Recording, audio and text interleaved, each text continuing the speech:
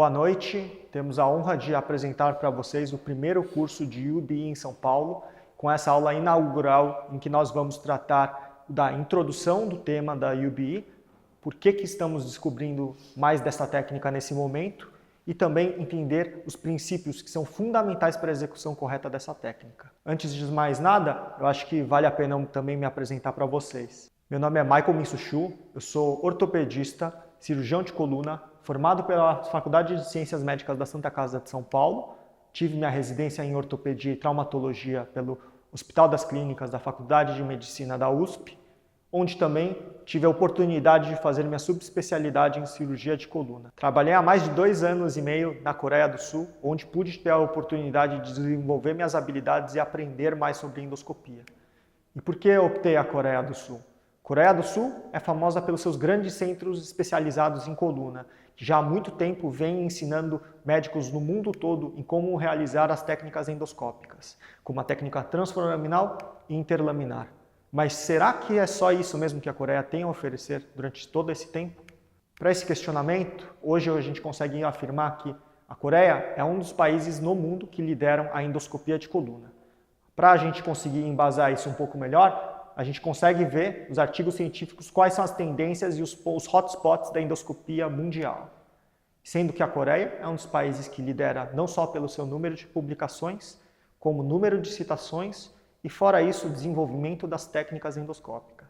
Se a gente se aprofundar um pouco mais e tentar entender sobre os trabalhos científicos de alta qualidade, o que eles vão nos falar a respeito? Com relação à estenose lombar, eu reuni alguns artigos que a gente tem na literatura. Em 2015, o professor Rutten lançou seu artigo sobre descompressão do canal vertebral para tratamento da estenose por técnica full endoscópica. A partir disso, tivemos algumas séries de ensaios clínicos randomizados. Mas se a gente reparar um pouco, 4 desses artigos têm participação efetiva dos coreanos, sendo que esse mais recente que eu coloco, participação do professor Kim. A Coreia do Sul também é a grande inovadora em técnicas cirúrgicas e para os avanços da endoscopia no mundo.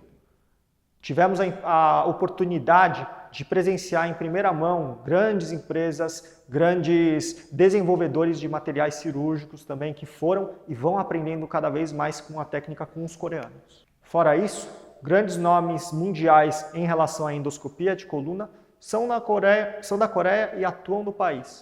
Se nós formos pegar pela bibliografia, além dos grandes nomes escreverem livros consagrados para a gente, outros livros essenciais para o desenvolvimento das habilidades a nível avançado da coluna também foram escritos, em grande sua parte, por autores coreanos. E para responder então essa pergunta, o porquê eu fui para a Coreia do Sul? Eu fui para aprender e vivenciar aquilo que tem de mais moderno na endoscopia de coluna ao lado de autoridades absolutas na área. E isso nos traz ao atual momento, que é a UBE. UBE é uma sigla para Unilateral Biportal Endoscopy, ou seja, a cirurgia de coluna biportal unilateral. E o que é, afinal de contas, UBE? UBE é uma cirurgia que, pela classificação, hoje é uma cirurgia endoscópia assistida.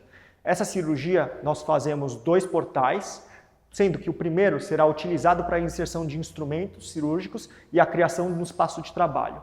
O segundo portal é usado para a inserção da ótica, que nos dará uma visão panorâmica da região que a gente vai fazer o nosso procedimento. Nesse curso, a gente vai abordar mais sobre as abordagens posteriores para descompressão over the top ou ULBD e tanto para a abordagem paraespinal, que a gente consegue fazer o acesso transforaminal e para as patologias também foraminais e extraforaminais. E o que definiria a UBE para mim? Eu acho que a melhor palavra para definir UBE hoje é versatilidade da técnica. Por que versatilidade? Porque uma gama de procedimentos como hérnias de disco do canal lombar, patologias foraminais e extraforaminais, estenose lombar, revisão cirúrgica, fusões, conseguem ser abordados. Região torácica também temos as hérnias, as descompressões do canal, mais recentemente alguns casos de fusão também realizados na região torácica. E as descompressões cervicais foraminais e as descompressões cervicais posteriores. Esse vídeo vai dar uma ilustrada de uma visão que acho que é uma visão muito interessante da gente ver e entender qual o poder dessa técnica que a gente tem. Nesse procedimento, está sendo realizada a fusão endoscópica de vértebras lombares, no qual a entrada pela região da saída da raiz emergente à raiz transeunte, a gente consegue ter acesso ao espaço discal. Essa é uma visão muito privilegiada, que muitas vezes, até mesmo com endoscópios menores de transforaminal ou interlaminar, a gente não consegue ter acesso a essa imagem. No caso da UBE, por fazer o uso de um endoscópio de 4 mm, a visão da limpeza dos platôs e o nosso preparo para a inserção do queixo é uma visão nunca antes vista para nós cirurgiões de coluna. E por que aprender a UBE? Então eu vou começar falando das vantagens da técnica. Uma das grandes vantagens de fazer a adoção da UBE é o poder usar materiais similares à microcirurgia. Materiais como Kerrinsons, pinças de disco, curetas, formões, são materiais que conseguem ser transportados para a cirurgia biportal e realizados com efetividade. A visualização é muito superior à microscopia. O fato da gente ter o soro sempre irrigando e lavando o nosso espaço de trabalho nos dá uma visão não só limpa, como também uma visão detalhada da anatomia, como a gente não tinha antes nas cirurgias abertas ou microscópicas, sendo comparada à cirurgia full-end. A visão limpa e panorâmica também é uma característica da UBE. O fato do endoscópio de 0 graus ou de 30 graus ter 4 mm e poder ser retraído independente dos instrumentos, nos permite com que a gente tenha uma visão panorâmica de todo o campo cirúrgico que a gente está fazendo no nosso procedimento. O fato dos instrumentos e da ótica não estarem independentes entre si facilitam a maior mobilidade dos instrumentos, permitindo que a gente acesse os lugares com maior mobilidade. Nesse vídeo, a gente também consegue observar, então, um exemplo dessa descompressão em ULBD, de como é feito através da técnica de UBE. Então, a descompressão pelo lado esquerdo, a gente consegue ver os limites laterais do saco dural e consegue ver também a remoção do ligamento amarelo contralateral a partir da técnica, com o uso de curetas e instrumentos que temos mais familiaridade na cirurgia microscópica. Outra coisa é com relação à versatilidade da aplicação da técnica. Como já havia dito antes, a aplicação da técnica UBE pode se dar para uma variedade de procedimentos diferentes conforme for se dominando a habilidade cirúrgica. Para aqueles que estão no mundo da microscopia e não se sentem tão familiares com a endoscopia, hoje ela é uma introdução mais familiar para que a pessoa consiga fazer um tratamento endoscópico. E para os cirurgiões que têm a endoscopia uniportal como seu carro forte, ela é uma poderosa ferramenta no arsenal cirúrgico para que a gente consiga selecionar o que fazer para os nossos pacientes e qual a melhor técnica. Nesse vídeo, também mostro como fazer a descompressão ULBD através da UBE e também a fusão. Como podemos ver, do lado esquerdo ao lado direito, está sendo feita a descompressão da borda superior da lâmina inferior, desinserindo todo o ligamento amarelo até a direção da sua SAP.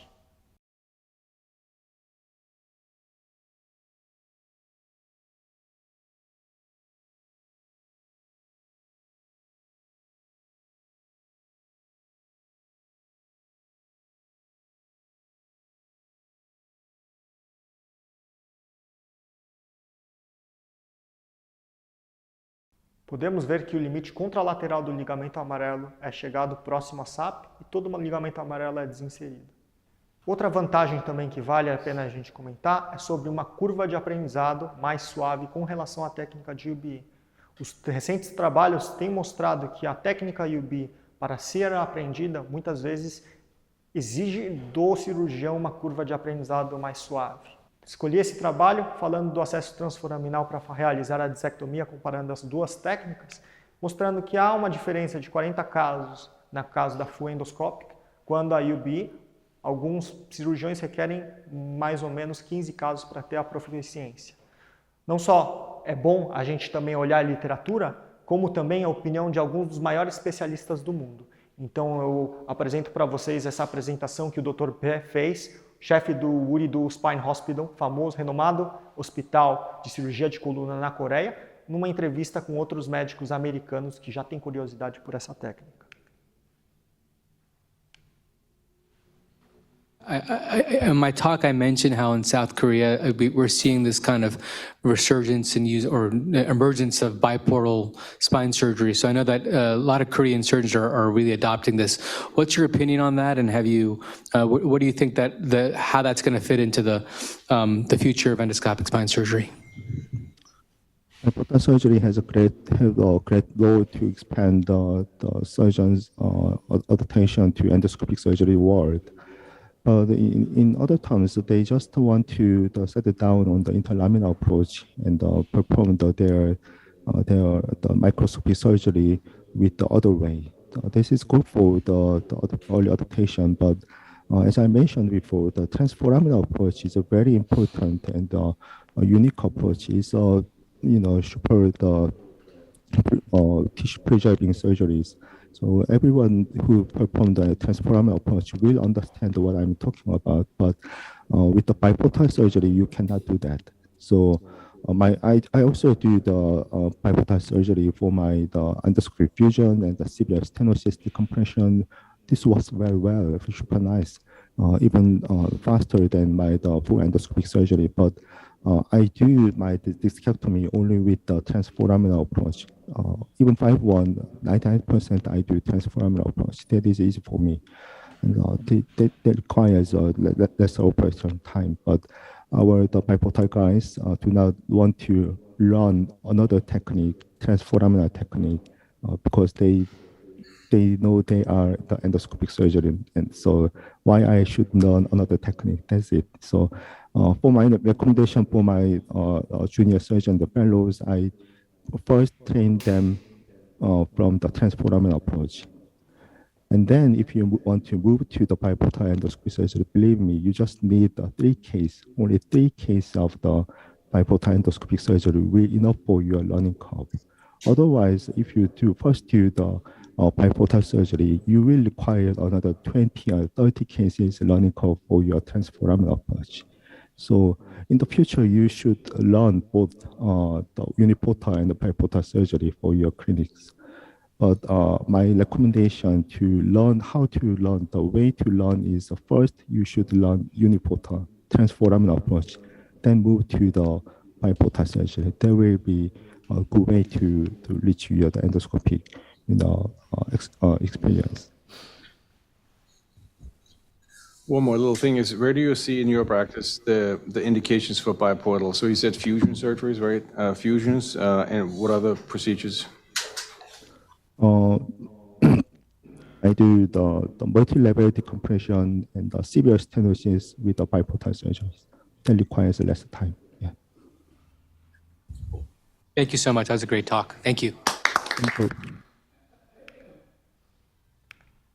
Então, voltamos à pergunta, por que estamos tendo contato com a técnica UBE, a técnica biportal, só agora? Será que é uma moda no momento? Ou será que a técnica realmente veio para ficar como uma técnica estabelecida no mundo da endoscopia mundial?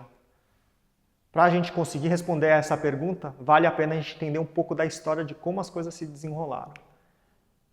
Na verdade, o criador da técnica biportal é o Dr. De Anthony, que é um doutor sul-americano, argentino, no qual, em um artigo de 91, ele descreve a técnica Translaminar Lumbar Epidural Endoscopy, fazendo uso de instrumentos independentes da óptica. A técnica foi ainda mais desenvolvida em 2021 pelo Dr. iraniano Abdul Ghaffar, que apresentou no 68º encontro da AAOS a incisão do disco lombar através da endoscopia extradural na linha média. Isso chamou a atenção de dois doutores sul-coreanos, Young-Cho Choi e Chin-Hwa Ahn, que após visitarem o Dr. Ghaffar, retornaram para a Coreia do Sul e começaram o desenvolvimento da técnica UBE. Com isso, em 2023, o Dr. Chin-Hwa Ahn foi e desenvolveu mais ainda os conhecimentos dados pelo Dr. Abdul Ghaffar e começou a fazer a sua curva de aprendizado e desenvolvimento da técnica, no qual ele apresentou no mesmo ano o artigo de dissectomia endoscópica lombar para a hérnia extremolateral, sendo apresentado em encontros na Coreia e no Japão. 2022 marcou o início do desenvolvimento da endoscopia biportal localmente na Coreia do Sul, onde foi ganhando tração, foi ganhando experiência e em 2023 teve mais impacto na sociedade coreana. Junto do pioneiro Sang Gyu-song, A técnica foi aprimorada até 2013, onde artigos referentes à descompressão ULBD, foraminotomias e fusão com a técnica UBE foram difundidos na comunidade coreana. A partir desse ano, treinamentos intensivos de cirurgiões na Coreia com workshops para treinamento para a técnica biportal começaram a acontecer e com isso o desenvolvimento da técnica se passou. Hoje, o que a gente tem é a disseminação da técnica a nível mundial, começando a entrar inclusive em locais onde a endoscopia tinha a maior dificuldade de entrar. Então vemos sociedades como a Sociedade Indiana, já muito desenvolvida, encontros na Sociedade Europeia, sociedades turcas e outras sociedades também com relação à Ásia e também Sudeste Asiático, e em países que a gente tinha maior dificuldade de entrar com a endoscopia, em que os médicos cada vez mais estão interessados e se treinando para o uso da técnica biportal. Com relação ao custo do procedimento, que é uma questão muito importante para a gente levantar também, se a gente vê o artigo da Spine, a gente consegue perceber que o custo da cirurgia para realizar uma dissectomia é mais caro em relação à microdissectomia. Mas o custo de qualidade de vida ajustado ano do total da técnica endoscópica sai mais barato do que o tratamento microcirúrgico. Então, a cirurgia endoscópica de coluna, uniportal e biportal, é mais custo-efetiva em relação a termos de custo por quali, quando comparados com a microdissectomia. Chegamos também a outra questão importante, que é o conflito entre as técnicas. Então, significa que se eu sou um cirurgião de FUE endoscópica, eu vou ter que aprender UBE, e o pessoal da UBE também pensa a mesma coisa. Será que eu vou ter que aprender FUE endoscópica?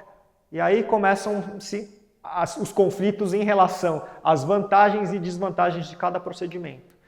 Um pode falar que é mais minimamente invasivo e considerar o outro um retrocesso. O outro pode se achar mais versátil e ter uma curva de aprendizado mais suave. Mas o ponto mais importante que eu acho que vale a pena a gente lembrar é que nós somos endoscopistas.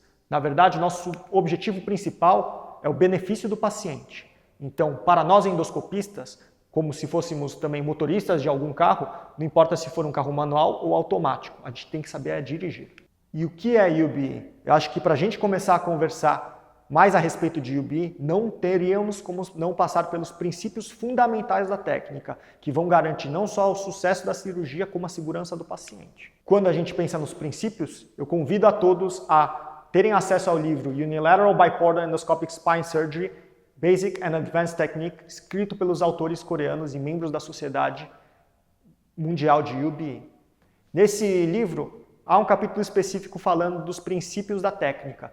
Eu tentei juntar alguns desses princípios para juntar de uma forma mais didática para vocês entenderem. Então, se a gente só correr, a gente consegue observar Unilateral Biportal Endoscopic Surgery. Na verdade, nesse princípio, temos um espaço de trabalho inicial e um espaço de trabalho verdadeiro. E também o endoscópio e o instrumento se movem de maneira independente.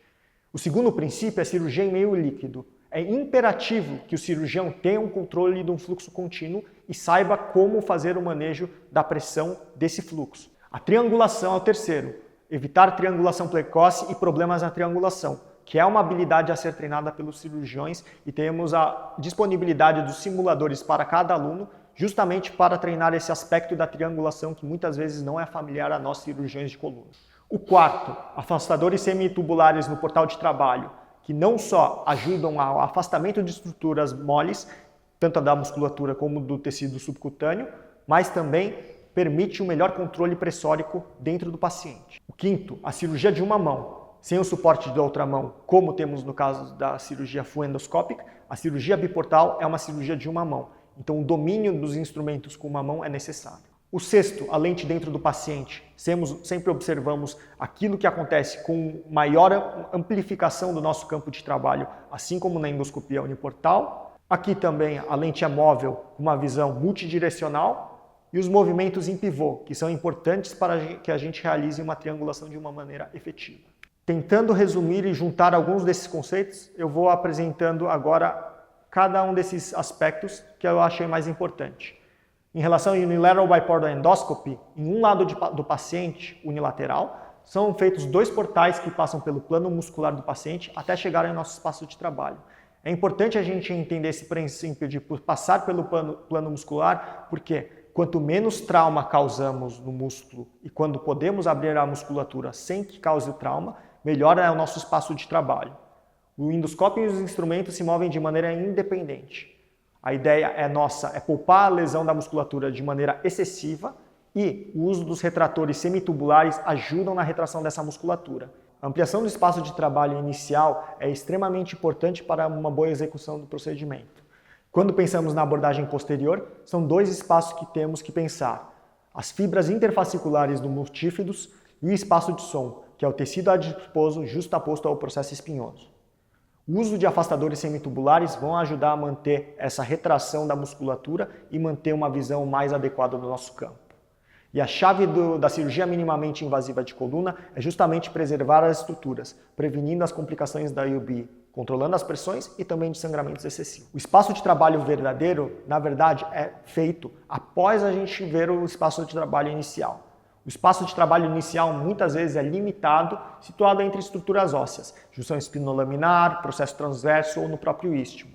A ressecção óssea e ligamentar inicial vai nos dar o espaço no qual vamos trabalhar. E esse é um princípio muito importante de a gente entender. Nós criamos um maior espaço de trabalho para conseguir ter uma abordagem mais efetiva local. Aqui no vídeo a gente consegue perceber uma abordagem posterior na junção espinolaminar, no qual o uso do artrocare limpa os tecidos moles e consegue ter acesso ao espaço, à janela interlaminar, depois da drilagem do osso de uma maneira mais efetiva. Outra coisa importante para a gente falar é que a cirurgia é em meio líquido. Acho que nada fica mais gritante aos olhos do que a gente começar pelas complicações que o soro pode trazer dentro do paciente, como convulsões e hidrocefaleia, sangramento retinais já foram registrados, sintomas extrapiramidais com marcha táxica e também hematoma epidural pela hidrodissecção do soro. Operamos em um espaço sem uma barreira que impede o extravasamento do soro para o espaço epidural. Então, manter a qualidade do espaço do portal de trabalho com a saída efluente do soro é extremamente importante, é um passo essencial da cirurgia. É importante que nós controlemos o fluxo do soro pelo portal de trabalho. Então, uma coisa que eu quero frisar com vocês hoje é justamente isso. O soro tem que sair pelo espaço de trabalho. É um passo essencial que a gente precisa checar nas cirurgias. Então, saindo o soro, temos uma cirurgia segura. Caso não haja saída do soro, é importante que nós verificamos a qualidade do nosso portal de trabalho para que a gente faça uma cirurgia segura. Então, o soro entra pela camisa da ótica, entra no espaço dural e depois sai pelo portal de trabalho. O sangramento ósseo e o epidural geralmente é colabado com 15 a 25 milímetros de mercúrio de pressão.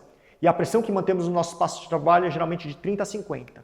Todo cirurgião deve ter a noção de que a pressão dentro do paciente é um cálculo entre a altura da torre com relação à coluna do paciente dividido por 1,36, que dá em média aproximadamente em 50 centímetros, 36,76 milímetros de mercúrio. Outras coisas que a gente tem que entender são o que controla a pressão. O aumento da altura da torre pode aumentar positivamente para ter um incremento na pressão dentro do nosso espaço de trabalho, assim como o uso de retratores curtos ou em pacientes mais obesos, no qual a torre em relação à coluna tem que estar mais elevada quando estimamos e preparamos a sala. Outra coisa que consegue controlar justamente a pressão, o uso dos retratores. Conseguimos diminuir a pressão local com o uso de retratores semitubulares. E nesse vídeo a gente consegue ilustrar bem isso. O teste feito lá por médicos coreanos mostra que o uso do retrator vai fazer a pressão no barômetro diminuir na coluna. Com a seta verde podemos ver que a introdução do retrator semitubular tem uma queda da pressão local.